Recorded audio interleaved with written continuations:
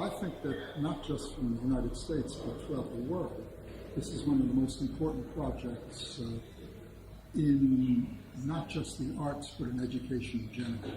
Let me give an example. In the United States, many school districts, because of the economic crisis and the growth of neoliberalism, where education is only about paid employment, many school districts have not replaced art teachers. So some of the largest cities in the United States have not hired an art teacher in 3 to 4 years. So there's a crisis, an epistemological crisis, as well as an economic and political crisis.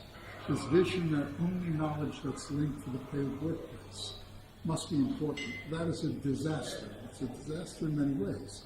So when I look at this project, and it's one of the reasons I'm so excited about it, it actually serves not just to foster the arts, but it serves as an interruption to the dominant discourses right now that are going on in so many places. So in the United States, we test only 2 subjects, meaning those are the only 2 subjects that are important, and that would be low-level reading and factual mathematics.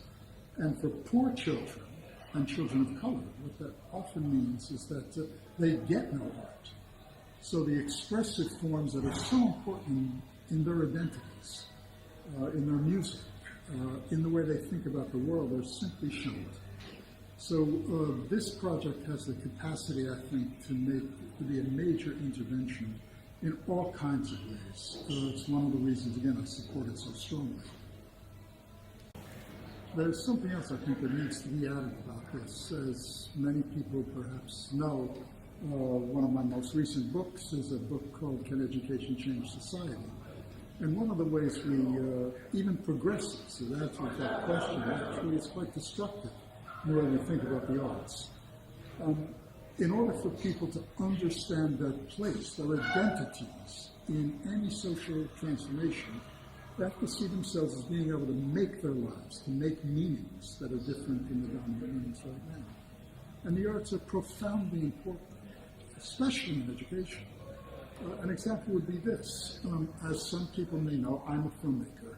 So I go into communities with video cameras and with other kinds of equipment so that the most oppressed students, often the poorest students, many immigrants, and many students who now feel deeply alienated by the society and schools, putting cameras in their hands, finding new forms of literacy, ways in which they can remake the world through remaking themselves, seeing themselves as meaning generators.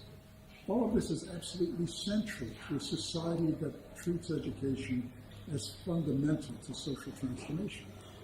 And I think we misconstrue what the power of education by saying it can't do anything unless we change the economy first. Meaning making is fundamental, new forms of consciousness. All of it is fundamental to seeing one's place reborn, reconstituted in the kind of society that we want.